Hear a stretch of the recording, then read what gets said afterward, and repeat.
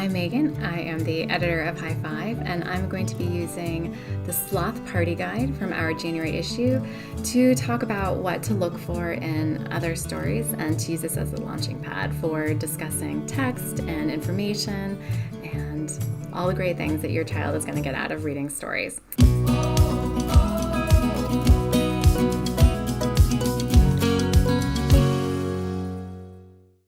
So from the very beginning, you can do, you want to look for a story that is going to have text and pictures that are closely connected. The pictures should really enhance the text. They should be very close to what's happening. And so your child should be able to understand from the pictures what is happening in the story. And then with the art, you want to look for art that is colorful, bright, engaging.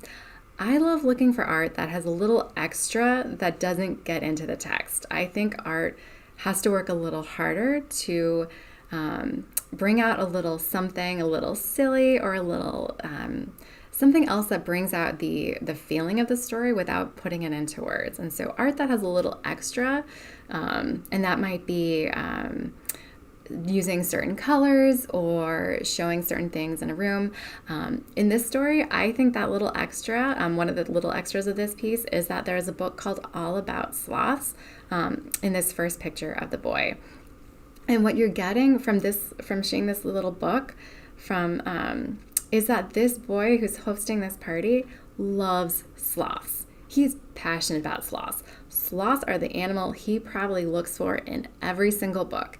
And he loves them so much that he's throwing a party for them. But also because he has this book all about sloths, he is making sure that everything at his party is related to sloths and makes sense for a sloth.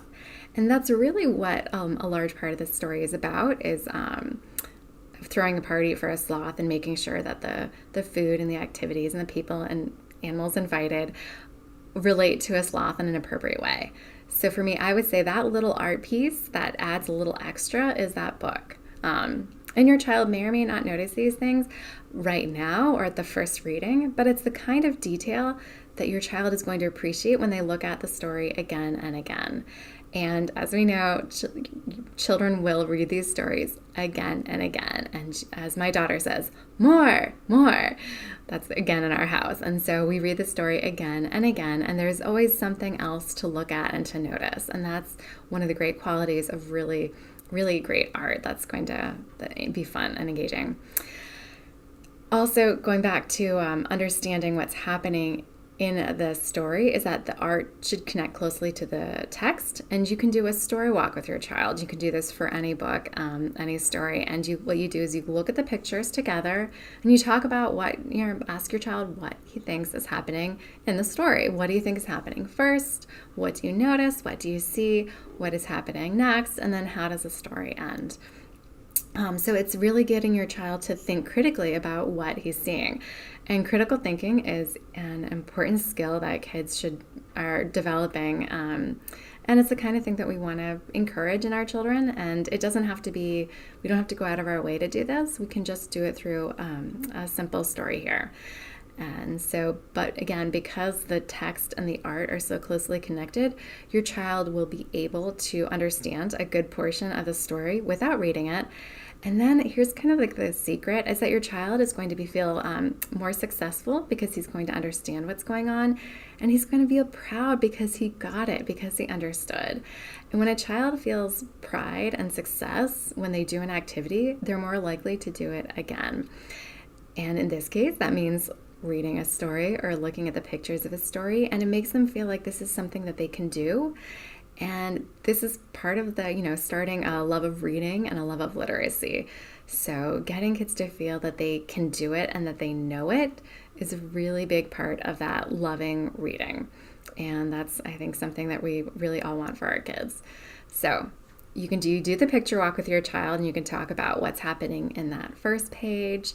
And then what does your child see? Is it the balloons? Is it the presents? What is happening in this scene?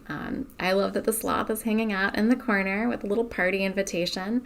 And it so tells you, okay, there's our sloth. He's the one who's our guest of honor. And the boy, again, has the books all about sloth, and he loves them. So that's why he's hosting this party. Turn the page. And you get to see the sloth, so that you imagine that the party has started or the boy is imagining it. It can go either way.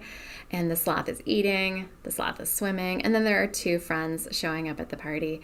And then the last page we see, here's the party itself. Here's the boy, there's the sloth hanging out, there's a cake, there are party hats. It's the kind of scene I think your child is going to want to jump right into. And just he's gonna stare at the pictures, gonna wonder, like notice all the little details, and there's so much fun in them. So you go through the party, and that's the end of the story is the party, and everyone's having a good time. And then we can go back and read the story.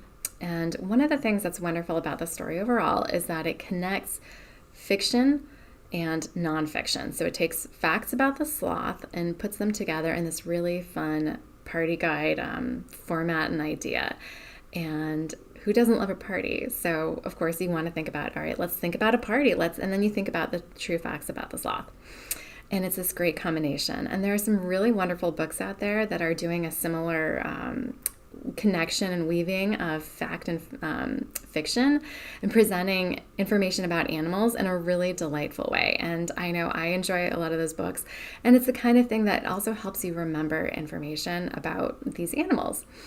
And so the first off, the story says to invite the sloth to arrive a day early because sloths are very slow animals. And that's true. They are the slowest mammal on the planet. And then when you have the sloth eating, it tells you to provide leaves and fruit for the sloth because that's what they like to eat. Again, it's true. And so you can see that we're presenting facts in a really fun and beautiful way. Sloths are great swimmers, so make it a pool party. Again, really, sloths are fabulous swimmers. And then the last one is my favorite, and it talks about anteaters and armadillos coming to the party because they are related to the sloth. And this is a great way to introduce you to your child. Your child may not have thought about how animals can be related to one another, and what qualities, how might they be related. It's also a great point to say, hey, let's go look into this more. Let's learn more about sloths.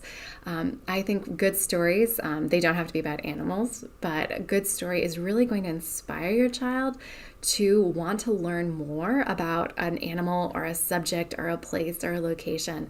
And so you can use this as a springboard to talk more about it, about that place or that thing or that animal. And then on the last page, it's really just about enjoying the party. And so I think on that last page, the scene is so powerful and fun and so inviting that I think one of the great extension that you can do is use this sloth party guide as a framework to ask your child to learn about a certain animal. So what is her favorite animal? What animal would she want to throw a party for?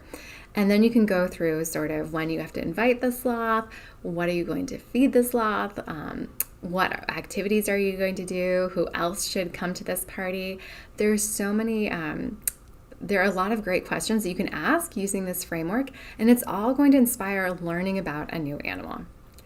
So again, you can do that. You can take the framework of a story that you're reading and use that to build on some creativity and have a little fun with it, but also again inspire more learning, this time about a different animal. So those are some of the fun extensions that you can do with this story and some of the things to look for in a great story. I hope you enjoy reading this story with your child, and if you have any fun party guides that you would like to share, I would love to hear about them. Anyhow, thank you for watching, and I hope you enjoy the story.